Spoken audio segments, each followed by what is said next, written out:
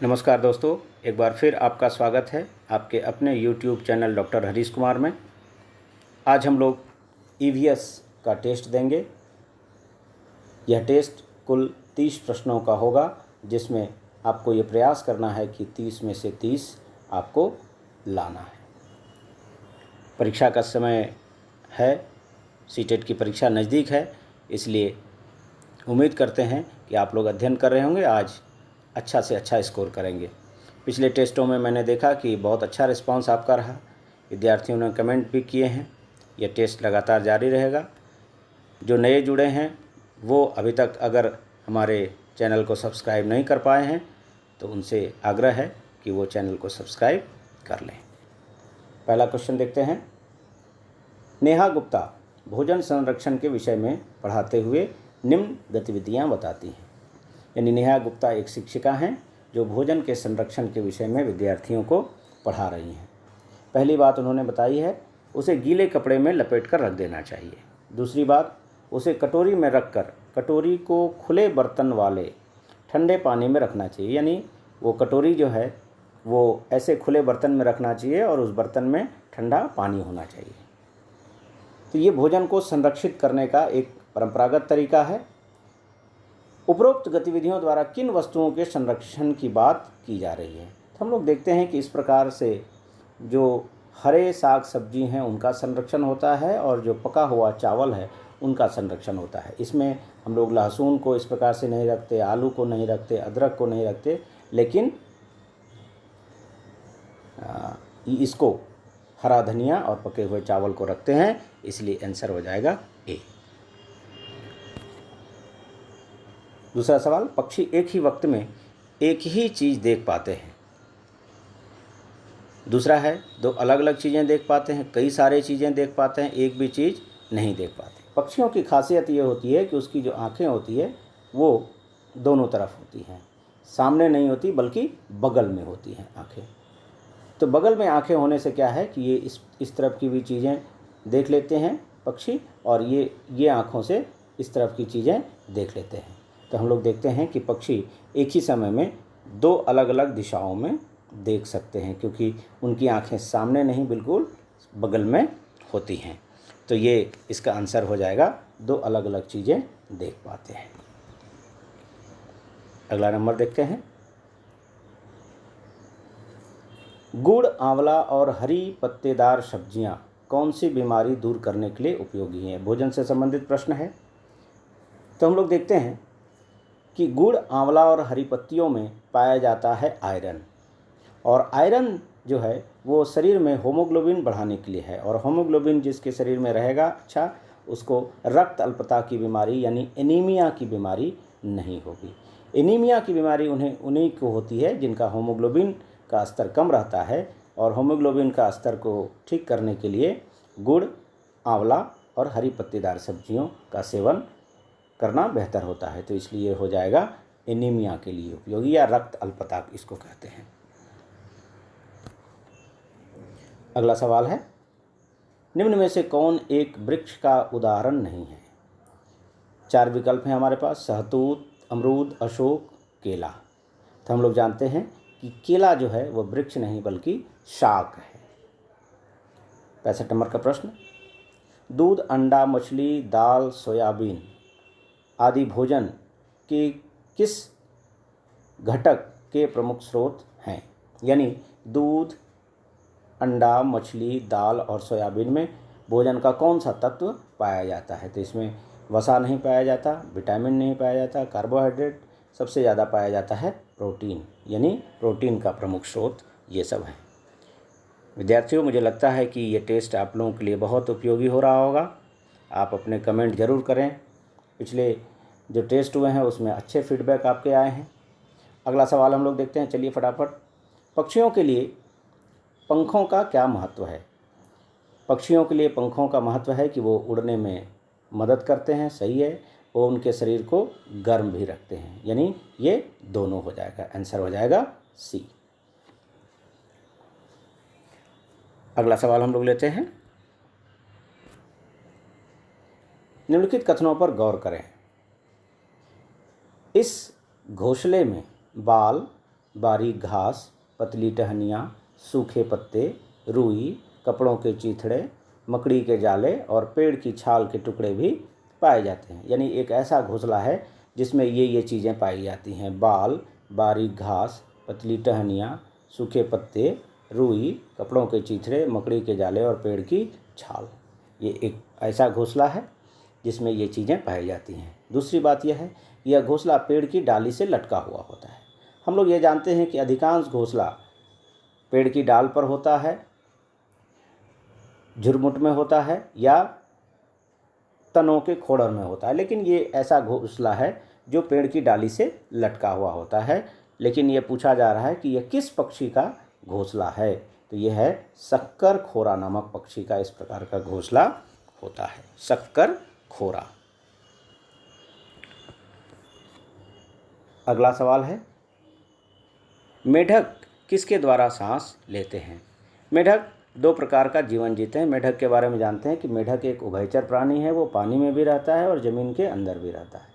जब वो पानी में रहता है तो वो सांस लेता है फेफड़ों से, और जब ज़मीन पर रहता है तो वो सांस लेता है, ज़मीन के अंदर रहता है तो वह श्वास लेता है त्वचा से। इसलिए आंसर हो जाएगा सी, ए और बी दोनों, यानी त्वचा और फेफड़े दोनों से सांस लेता है। अगला सवाल है, रेपिलंग का क्या अर्थ है? रेपिलंग का अर्थ होता है पहाड़ से नीचे उतरना। पहाड़ पर चढ़ने को हम लोग कहते हैं कॉम्बिंग, लेकिन रेपिलंग का मतलब है पहाड़ से नीचे उतरना। अगला सवाल, निम्न में से विदेशी सब्जियां हैं। हम अपने देश में जितनी सब्जियां खाते हैं या देखते हैं, उसमें से कई ऐसी सब्जियां हैं जिनका मूल स्थान दूसरे देशों में है, यानी पहला उत्पादन दूसरे देशों में प्रारंभ हुआ। तो इसमें कौन कौन सी सब्जी ऐसी है? मूली, करेला, मिर्ची, पालक, मटर। इसमें दो सब्जी ऐसी है जो विदेशी मूल की है, वो है मिर्ची और मटर। तो ऑप्शन हो जाएगा सी इसका आंसर।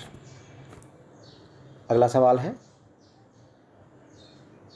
मलेरिया रोग मुख्य रूप से फैलता है।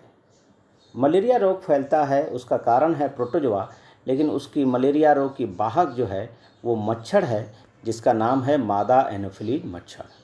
और हम सब जानते हैं कि मच्छर जो है वो नमी वाले मौसम में उसका अंडा और लार्वा बहुत तेज़ी से फैलता है और मच्छर की संख्या ज़्यादा होती है, और यह नमी वाला मौसम होता है वर्षा ऋतु में। तो हम लोग देखते हैं कि वर्षा ऋतु में मलेरिया का प्रसार ज़्यादा होता है, यानी मलेरिया मुख्य रूप से वर्षा ऋतु में फैलता है। अगला देखेंगे हम लोग। अगला सवाल, निम्न में से कौन सा कथन असत्य है? असत्य कथन पूछा जा रहा है। पहला कथन है, पश्मीना बकरियां जितनी ठंडी और ऊंची जगह पर रहेंगी उनके बाल उतने ही ज़्यादा नरम होंगे। यानी पश्मीना बकरियां पाई जाती हैं भारतवर्ष के जम्मू कश्मीर और ख़ासकर लद्दाख के क्षेत्र में, और लद्दाख एक ऊंचाई वाला हिस्सा है और पश्मीना बकरियां वहीं पाई जाती हैं, जिससे ऊन निकाला जाता है। ये ऊन बहुत ही उन्नत किस्म का होता है। दूसरा कथन है, लद्दाख एक ठंडा रेगिस्तान है। तीसरा जो कथन है, तीसरा विकल्प, रेनबो ऊंट के बालों से बनता है। तो पहले और दूसरे कथन की बात लेते हैं। ये दोनों कथन सत्य है, लेकिन यहाँ पूछा जा रहा है असत्य, इसलिए आंसर हो जाएगा सी, यानी रेनबो ऊंट के बालों से बनता है। लेकिन रेनबो ऊंट के बालों से बनता नहीं है, इसलिए यह कथन असत्य है। अगला सवाल, महात्मा गांधी ने दांडी यात्रा कब शुरू की थी? हम सब जानते हैं कि यह दांडी यात्रा हुई थी नमक कानून को तोड़ने के लिए, और साबरमती आश्रम अहमदाबाद से यह यात्रा प्रारंभ हुई थी। महात्मा गांधी ने यह यात्रा प्रारंभ की थी, और यह यात्रा जब शुरू हुई थी वहीं से शुरुआत हुई थी सविनय अवज्ञा आंदोलन की, और वो वर्ष था 1930 का। इसलिए दांडी यात्रा शुरू हुई थी 1930 को। अगला सवाल, कचनार। कचनार एक प्रकार का फूल है जिसकी सब्जी भी बनती है, उसको बेसन में लपेट कर उसकी पकौड़ी बनती है। तो कचनार के फूलों की सब्जी खाई जाती है। कहाँ खाई जाती है? तो कचनार के फूलों की सब्जी जो है वो खाई जाती है उत्तर प्रदेश में। अगला सवाल, मुख्य फसल के साथ उग आई खरपतवार। जब भी खेतों में मुख्य फसल बोई जाती है तो उसके साथ खरपतवार स्वाभाविक रूप से उग जाते हैं। तो ये खरपतवार के बारे में पूछा गया है। फसल को उगने में मदद करती हैं, फसल को नुकसान पहुंचाती है, फसल के लिए खाद का काम करती हैं, फसल की रक्षा करती हैं। तो ये इसका उत्तर हो जाएगा कि ये फसल को हमेशा खरपतवार फसल को नुकसान पहुंचाती हैं, और नुकसान इस रूप में पहुंचाती हैं कि ये खरपतवार बहुत तेज़ी से बढ़ता है और जो मुख्य फसल है उसके पोषक तत्वों को ये ग्रहण कर लेता है, जिससे मुख्य फसल की वृद्धि रुक जाती है। अगला सवाल है, मानचित्र के द्वारा किस का विकास किया जा सकता है, यानी मानचित्र से किस प्रकार का विकास होगा। तो पहला विकल्प है बच्चों में अभिव्यक्तात्मक योग्यताओं का, यानी बच्चे मानचित्र के माध्यम से अपनी बातों को अभिव्यक्त कर सकते हैं। बच्चों में संप्रेषण कौशल का, स्थान, दूरी एवं दिशाओं की सापेक्ष स्थिति समझने की योग्यता, ड्राइंग और पेंटिंग बनाने की योग्यता का। तो इसमें ये हो जाएगा सी नंबर विकल्प, स्थान, दूरी एवं दिशाओं की सापेक्ष स्थिति समझने की योग्यता का। मानचित्र से हम लोगों को स्थान, दूरी एवं दिशाओं की सापेक्ष स्थिति समझने में मदद मिलती है। हम लोग देख रहे हैं कि फैक्ट्स के साथ साथ ईवीएस का पेडागोजी भी हम लोग देख रहे हैं इसमें, जो कि काफ़ी महत्वपूर्ण है परीक्षा के लिए। अगला सवाल है, बच्चों के आकलन में निम्न में से क्या शामिल नहीं होना चाहिए। बच्चों के आकलन में क्या शामिल नहीं होना चाहिए, देखते हैं। सतत एवं असंरचनात्मक आकलन, अर्धवार्षिक परीक्षा, बच्चों की योग्यताओं एवं कमजोरियों के विषय में अभिभावकों से चर्चा करना, बच्चों के कार्यों से संबंधित गुणात्मक उल्लेख करना। तो हम लोग देखते हैं कि ये शामिल नहीं होना चाहिए। ये सब बातें शामिल होना चाहिए, लेकिन ये शामिल नहीं होना चाहिए। अगला सवाल, अगर कोई विद्यार्थी समय पर अपना दत्त कार्य, यानी उसको जो काम दिया गया है, नहीं करता है, तब शिक्षक को क्या करना चाहिए। अगर शिक्षक ने कोई टास्क दिया है, कोई काम दिया है, अगर काम विद्यार्थी नहीं करता है तो क्या करना चाहिए। प्रधानाचार्य को सूचित करना चाहिए, उसके अभिभावकों को सूचित करना चाहिए, उसे कार्य क्यों नहीं किया पता लगाना चाहिए, और डी उपरोक्त में सभी। तो इसमें हो जाएगा शिक्षक को यह पता लगाना चाहिए कि उसने कार्य क्यों नहीं किया। अगला सवाल है, ईवीएस के पेडागोजी से संबंधित क्षेत्र भ्रमण का मुख्य उद्देश्य होता है प्रकृति के प्रति सम्मान विकसित करना, कक्षीय अधिगम को वास्तविक जीवन स्थितियों के साथ जोड़ना, प्रकृति का मजा लेना, पर्यावरण संरक्षण के लिए कौशलों का विकास करना। तो हम लोग जानते हैं कि क्षेत्र भ्रमण का मुख्य उद्देश्य होता है कक्षीय अधिगम, यानी जो कक्षा में पढ़ाया जाता है, कक्षा में जो सिखाया जाता है, उसको वास्तविक जीवन स्थितियों, यानी जीवन की वास्तविक स्थितियों से विद्यार्थी कैसे जोड़े, यही क्षेत्र भ्रमण का मुख्य उद्देश्य होता है। अगला सवाल है, विद्यालयों में विभिन्न प्रकार की प्रदर्शनी आयोजित करने के पार्श्व में निहित उद्देश्य, यानी अनेक प्रकार की प्रदर्शनी आयोजित करने का मुख्य उद्देश्य, उसके पीछे का हेतु क्या है, ये पूछा गया है। विद्यालयों का नाम रोशन करना, बच्चों को मनोरंजन उपलब्ध कराना, बच्चों में सृजनात्मकता का विकास करना, बच्चों को विभिन्न व्यवसायों के लिए तैयार रहना। कौन सा आंसर हुआ, आप जानते हैं कि इसका आंसर हो जाएगा आपको सी नंबर, जो बच्चों में सृजनात्मकता का विकास करना, यानी उसकी क्रिएटिविटी का विकास करने के लिए प्रदर्शनी, विज्ञान प्रदर्शनी, इस प्रकार की प्रदर्शनी आयोजित की जाती है। यह भी ईवीएस के पेडागोजी से संबंधित सवाल है। पर्यावरण शिक्षण हेतु निम्न में से कौन सी विधि उचित नहीं है। पर्यावरण के शिक्षण के लिए कौन सी विधि उपयोगी उचित नहीं है। तो समस्या समाधान विधि उचित है, सहयोगात्मक विधि भी उचित है, खोज विधि भी उचित है, लेकिन व्याख्यान विधि, चूँकि ये पर्यावरण शिक्षण छोटी कक्षाओं में होता है, इसलिए व्याख्यान विधि उचित नहीं होगा। तो आंसर हो जाएगा ए। अगला सवाल है, सवाल गंभीरता से समझेंगे। गरीबी, निरक्षरता, असमानता, लैंगिक भेदभाव आदि जैसे सामाजिक मुद्दों के अधिगम हेतु कौन सा तरीका प्रभावशाली होगा? यानी समाज के बारे में, समाज की गरीबी के बारे में, निरक्षरता के बारे में, असमानता के बारे में, लैंगिक भेदभाव के बारे में समझने के लिए कौन सा तरीका बच्चों के लिए उपयुक्त होगा? बच्चों को संस्कृति अभ्यासों में विविधता का सम्मान करने योग्य बनना चाहिए। बच्चों को इन मुद्दों पर लिखे स्लोगन दिखाना चाहिए। बच्चों को इन मुद्दों पर चार्ट तैयार करने के लिए कहना चाहिए। बच्चों को इन मुद्दों से संबंधित जानकारी एकत्र करने और विश्लेषण करने के लिए सामूहिक परियोजना लेने के लिए कहना चाहिए। तो ये हो जाएगा डी नंबर। जब बच्चों को इन मुद्दों से संबंधित जानकारी इकट्ठा करने, यानी गरीबी क्या है, निरक्षरता क्या है, असमानता क्या है, लैंगिक भेदभाव कैसे होता है, और उसका विश्लेषण करने के लिए सामूहिक परियोजना यानी एक सामूहिक प्रयास, ग्रुप प्रोजेक्ट इसमें दिया जा सकता है। अगला सवाल, पर्यावरण अध्ययन।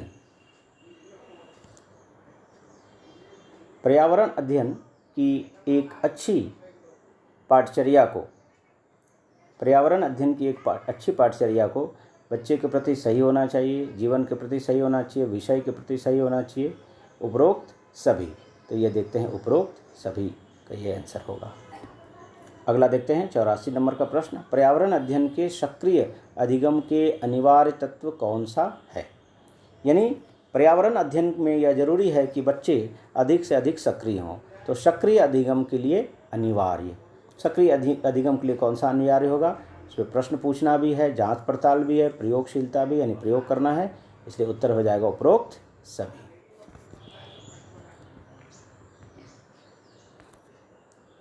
अगला प्रश्न है, विद्यार्थियों को पर्यावरण को साकल्यवादी ढंग से, साकल्यवादी ढंग हम लोग जानते हैं कि साकल्यवादी जिसमें विज्ञान और सामाजिक विज्ञान दोनों की बातें होती है, साकल्यवादी ढंग से देखने योग्य बनाने के लिए प्राथमिक स्तर पर पर्यावरण अध्ययन की पाठचर्चा में, यानी साकल्यवादी ढंग से देखने के लिए पर्यावरण अध्ययन की पाठचर्चा में क्या सम्मिलित किया जाना चाहिए? विज्ञान की संकल्पनाओं संबंधित, सामाजिक विज्ञान की संकल्पनाओं संबंधित, ए और बी दोनों। तो ये हम लोग देखते हैं कि 85 का हो जाएगा सी, यानी दोनों।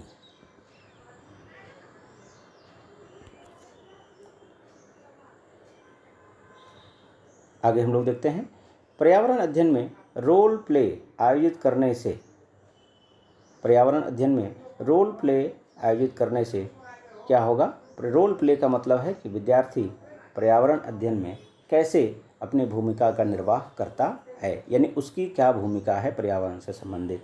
तो ये देखते हैं कि अधिगम की प्रक्रिया की एक रास्ता टूटती है। अधिगम की प्रक्रिया में विद्यार्थियों की सक्रियता बढ़ेगी, विद्यार्थियों में सामाजिक कुशलता विकसित होगी, विद्यार्थियों के बस्ते का बोझ कम होगा।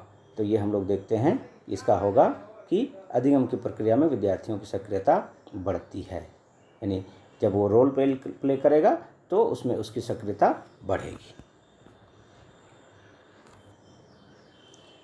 अगला सवाल है, हम यात्रा कैसे करते हैं प्रकरण को पढ़ाने का सर्वोत्तम तरीका है। हम यात्रा कैसे करते हैं, यानी कहीं जाते कैसे हैं, किस प्रकार से हम यात्रा करते हैं, इस चैप्टर को पढ़ाने का सर्वोत्तम तरीका क्या होगा? तो इसको पढ़ाने का सर्वोत्तम तरीका होगा कि शिक्षार्थियों द्वारा यात्रा में उपयोग किए गए विभिन्न साधनों के अनुभवों को जानना, यात्रा के विभिन्न साधनों की व्याख्या करना, शिक्षार्थियों से कहना कि वे यातायात के विभिन्न साधनों के चित्र एकत्रित करें, शिक्षार्थियों को किसी यात्रा पर ले जाना। तो इसमें होगा शिक्षार्थियों द्वारा यात्रा में उपयोग किए गए विभिन्न साधनों के अनुभवों को जानना। अगला सवाल है, सामूहिक रूप से किसी चित्र कथानक को पढ़ने से बच्चों में, यानी ऐसे ही कथा जिसमें चित्र भी हो, यानी चित्रमय कथा, चित्र कथानक को पढ़ने से बच्चों में सामाजिकता का विकास होता है, वैज्ञानिक दृष्टिकोण का विकास होता है, लेखन कौशल का विकास होता है, संप्रेषण कौशल का विकास होता है। तो ये हम लोग देखते हैं कि इससे होगा सामाजिकता का विकास होता है, यानी वो अपने आप को उसमें एक पात्र के रूप में पाता है। अगला सवाल हम लोग देखते हैं, प्राथमिक स्तर पर पर्यावरण अध्ययन के कक्षीय अधिगम को वास्तविक जीवन की परिस्थितियों के साथ जोड़ा जा सकता है। जीव जंतुओं पर आधारित पाठ को पढ़ाने के बाद बच्चों को चिड़ियाघर भ्रमण पर ले जाकर पाठ में दिए गए प्रयोगात्मक क्रियाकलापों को पूरा कराकर विद्यार्थियों को भीतर और बाहर खेले जाने वाले विभिन्न खेलों के नाम याद कराकर पोषण प्रकरण को श्याम पट पर पाचन तंत्र का आरेख बनाकर। तो हम लोग ये देखते हैं, यह पूछा गया है कि कक्षीय अधिगम को वास्तविक जीवन की परिस्थितियों से जोड़ना। यह पर्यावरण का मुख्य उद्देश्य है। इस बात को याद रखिएगा कि पर्यावरण अध्ययन का मुख्य उद्देश्य है कि कक्षा में जो पढ़ाया जाए उसको वास्तविक जीवन की परिस्थितियों से कैसे जोड़ते हैं। तो इसमें ये देखते हैं, इसका आंसर हो जाएगा ए नंबर। जीव जंतुओं पर आधारित पाठ को पढ़ाने के बाद बच्चों को चिड़ियाघर भ्रमण पर ले जाकर, यानी जीव जंतुओं के बारे में पढ़ाए और उसको दिखाने के लिए चिड़ियाघर ले गए। अगला सवाल है, निम्नलिखित में से कौन सा कथन आकलन प्रक्रियाओं के बारे में सही नहीं है? आकलन प्रक्रियाओं के बारे में सही नहीं है। बच्चों के पोर्टफोलियो में उसके सभी तरह के कार्य होने चाहिए। बच्चों को निजी विवरण और व्यक्तिगत पृष्ठपोषण फीडबैक देना चाहिए। सीखने के संकेतकों और उपसंकेतकों की सूची बनाकर रिपोर्टिंग को अधिक विस्तृत बनाता है। ठीक, अच्छा और बहुत अच्छा जैसी टिप्पणियां बच्चों के सीखने के बारे में एक समझ प्रदान करता है। सही नहीं है ये पूछा गया है, तो इसमें हो जाएगा आपको आंसर डी नंबर, जिसमें ठीक, अच्छा और बहुत अच्छा जैसी टिप्पणियां बच्चों के सीखने के बारे में एक समझ प्रदान करती है। तो दोस्तों, ये आपको आज का टेस्ट कैसा लगा? आपने इसमें उम्मीद है कि अच्छे नंबर लाए होंगे, और फिर मिलते हैं हम लोग अगले टेस्ट में। तब तक के लिए नमस्कार।